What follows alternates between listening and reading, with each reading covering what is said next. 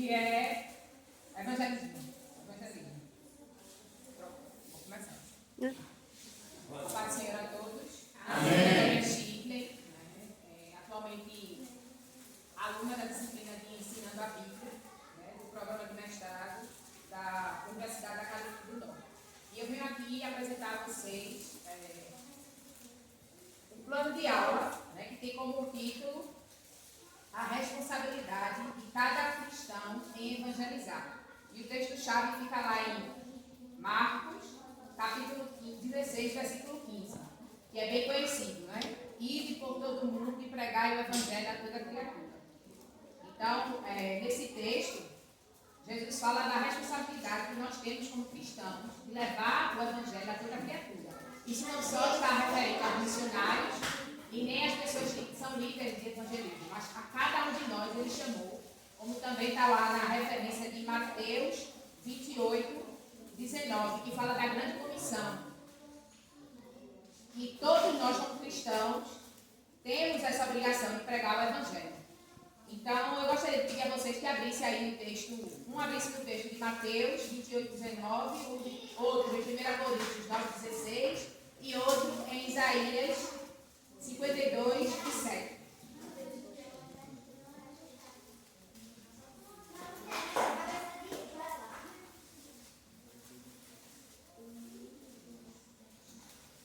Alguém já viu? Mateus 28, 19. Pode ler, por favor. Portanto, ide e fazei discípulos de todas as nações, batizando em nome do Pai, do Filho e do Espírito Santo. Então ele diz aqui, Então isso é para todos nós. Outro que abriu em 1 Coríntios 9, 16, por favor. Porque se anuncio o Evangelho, não tenho de que me gloriar, pois é imposta essa obrigação. E ai de mim se não anunciar o Evangelho. Aí ele fala, que nós não temos que nos orgulhar, porque isso é uma ordem que foi imposta. E Isaías 52, 7. Quão suaves são sobre os montes os pés do que anuncia as boas novas, que faz ouvir a paz, que anuncia o bem, que faz ouvir a salvação, que diz a Sião, o teu Deus reina. Glória a Deus. Então nós, bem-aventurados são os pés daqueles que levam as boas novas, E as boas novas de Jesus é o quê? Salvação, libertação, cura e o principal que nós esperamos, Que é almejamos o céu, Morar no céu.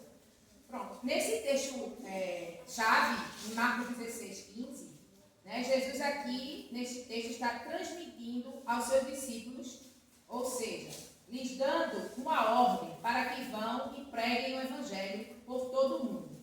E isso cabe a todos nós, que assumimos este compromisso com Deus, pois a morte de Cristo na cruz do Calvário foi para todos aqueles que nele creem, tenham a vida eterna. Mas eles precisam ouvir o evangelho de salvação, libertação e transformação de vida eterna. Por este motivo é que todos os cristãos são convocados a fazerem isso. Ou seja, cumprirem essa ordem dada por Jesus, como ouvirão se não há quem crê. Então, se nós temos essa ordem dada por Cristo, e Ele depende de cada um de nós para que outras vidas sejam salvas, através do Evangelho de Cristo, porque nós não temos o poder de salvar ninguém, mas o Senhor nos usa, através do seu Santo Espírito, e o Santo Espírito de Deus está convencendo o homem do pecado, da justiça e do juízo. Mas para isso a gente tem que falar, E aí a gente começa como? Dentro dos nossos lares, pregando para nossos irmãos, aqueles que não têm conhecimento da palavra de Deus. Depois a gente vai, coloca isso na faculdade, na escola, nos nossos ciclos de amizades. Para quê? Para que o nome do Senhor seja propagado e a gente faça a nossa parte. Porque Deus não diz que a gente vai salvar ninguém. Ele diz que o poder de convencer o homem é do Espírito Santo de Deus. Então nós somos apenas instrumentos para levar essa palavra e eles possam ouvir, porque eles têm que ouvir para poder crer. E a ideia pedagógica desse versículo é auxiliar os alunos da classe de adultos entenderem que é um dever de cada cristão anunciar o evangelho por toda parte, tais como família, escola, faculdade, trabalho vizinhança e a todos os que eles puderem ter a oportunidade de falar do amor de Cristo. Um exemplo prático agora, eu encontrei um colega de farda, e aí ele disse, quanto tempo tu está na igreja? Eu disse, desde a infância. Aí ele fez, eu sempre tive vontade, mas sempre tenho receio. Eu disse, não, ninguém nunca falou para mim do amor de Cristo. Aí eu disse, pois ele morreu por você também. E tem um plano na sua vida. Não é possível que esse tempo todo tu nunca ouviu falar do amor de Cristo. Eu já aproveitei ali e já joguei a semente, né? E aí ele viu umas imagens, né, no meu Instagram em relação ao trabalho, né, que a gente realiza, tanto nos batalhões, aqui na igreja, né? Todo mundo sabe também que às vezes eu faço capelania, não estou assim atuante tanto por conta de algumas dificuldades, mas existe o trabalho de capelania nos hospitais, existe o trabalho de evangelismo dentro dos batalhões, existe o trabalho que a gente faz na igreja também. Então, tudo isso é locais que Deus coloca, né, a gente, para quê? Para que o nome dele seja propagado. Deus não bota a gente em lugar nenhum que não seja para usar. Às vezes, até a nossa profissão, Deus nos dá para que ela seja usada ali como instrumento para abençoar outras vidas. Então, assim, a gente tem que ter essa acessibilidade. Não é fácil. A gente encontra muitas barreiras, mas é como diz, quem põe a mão no arado, é como diz aqui, um ditadozinho meio popular, meio dos tempos, pode dar sangue na canela, mas tem que ir. Aí é difícil, não é fácil não, pelos obstáculos, mas a gente tem um propósito maior e um alvo maior que é Cristo. Então, dando continuidade aqui, eu gostaria de fazer algumas perguntas aos irmãos, e quem quiser, se sentir à vontade, responda. Vocês sentem o desejo de pregar a palavra de Jesus? Quem é que sente o desejo de pregar? Sim. Diga aí, por quê? Minha diaconisa. Porque é humilde, né? Sair pregando a bandeira toda criatura. Muito bem. E agora outra pergunta. Alguém aqui já pregando o Evangelho já foi confrontado em relação à intolerância religiosa nos tempos atuais? Alguém aqui já teve essa experiência? Eu já tive. Quinta-feira, passamos por isso no meu trabalho.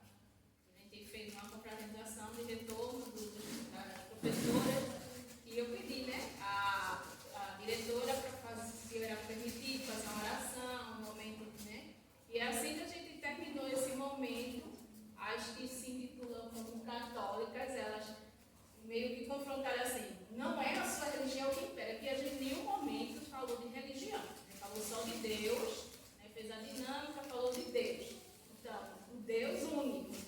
E quando a gente encerrou a oração, aí fizeram a reza do Espírito Santo, do anjo guardador, e saíram fazendo algumas rezas, assim, para como se fosse assim, olha, não é só você que tem razão, né? Não é só a sua religião que é a verdade, meio que assim. Outra coisa, alguém aqui já foi assim ameaçado, vamos dizer, vou me processar por conta de alguma coisa que vocês tenham falado sobre religião? Eu já fui. Tudo acontece comigo. E foi em rede social, no grupo do trabalho, e eu falei simplesmente sobre a festa junina, que é comemorado, né, a morte de João Batista para nós, por isso que a gente não comemora a festa junina, e no candomblé é comemorado a entidade chamada Xangô. E havia uma pessoa que era dessa religião. E eu só fui dizer assim, ó, pessoal, no sincretismo religioso, eles comemoram também a entidade e tal. Aí eles falou, né? Aí ele disse assim, não mexa com a religião dos outros, não. Ah, eu não estou mexendo, eu só estou dando uma informação. E como educadora cristã, eu posso falar do assunto. Aí ele falou outras coisas lá, aí disse assim, isso aí é intolerância religiosa. Eu disse, pois não, sinta-se à vontade. E propõe uma ação contra mim em relação à intolerância religiosa.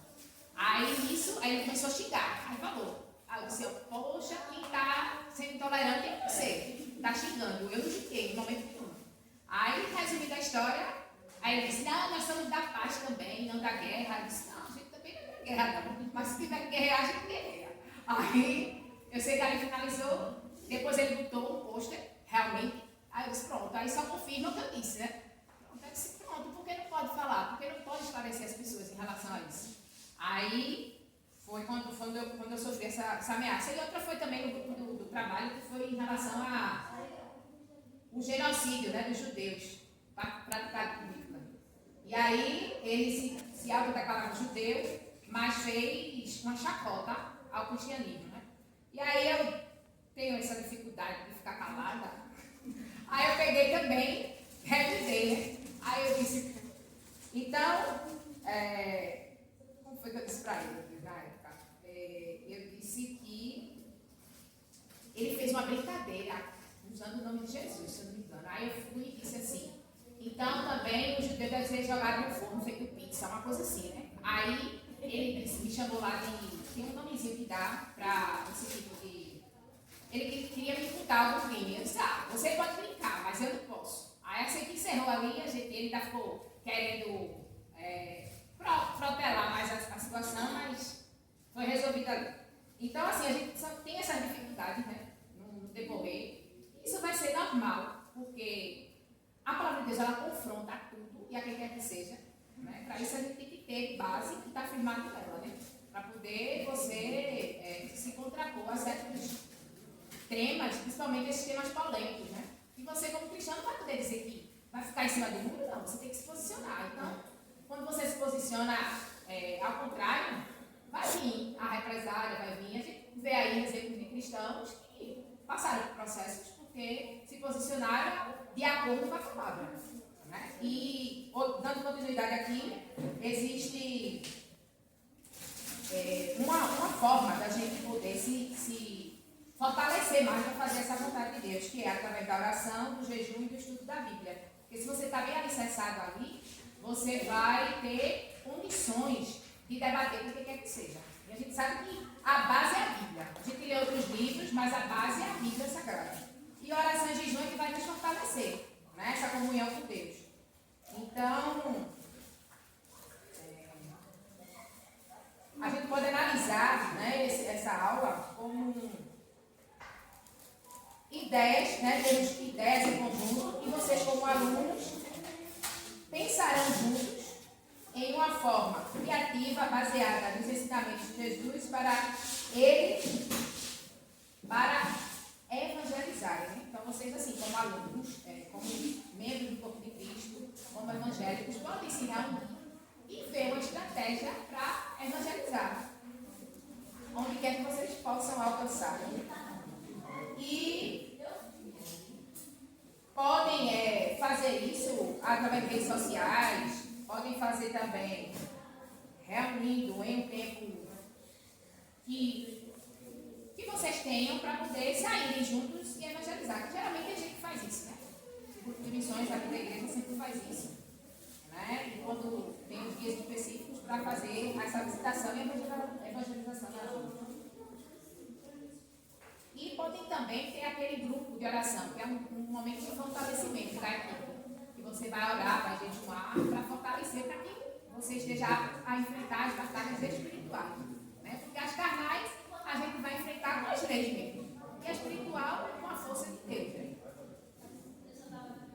E a avaliação que nós temos desse plano de aula é a importância, pois, infelizmente, estamos vendo outros cristãos preocupados com as almas e com a propagação do verdadeiro evangelho, que tem o poder de transformar vidas. Então, que a gente possa cada dia mais estar estimulando um ao outro, para que essa prática não morra. Porque a gente tem que sair das quatro paredes para poder o nome do Senhor ser glorificado. Né? A gente não só deve pregar nas quatro paredes, mas fora, que é o principal. Porque Jesus, ele ia pela rua, pelas ruas, pelos lugares, anunciando as boas novas. E você vê que quando ele faz a escolha dos 12, ele manda de 2 em 2 para fazer a pregação do Evangelho. Né? Então, essa é a nossa ordenança, né, divina, e que eu gostaria, eu desejo que todos, ou apenas um ou dois, tenham isso em mente. Porque, como diz, Deus chama, não é todos que vão ter essa habilidade, mas Deus chama cada um para uma função. Então, aqueles que se sentem vocacionados para evangelizar, para fazer o hino do Senhor, assim, com mais empenho, se dedique e Deus vai usar para fazer a obra dele. E Eu gostaria de finalizar com um hino que é bem pertinente e que eu gosto muito, que é Desejo Missionário. Vou cantar só um trechinho. Eu quisera ir ao campo missionário, eu quisera, Senhor, ir a proclamar, mesmo aqueles quase mortos, sem saber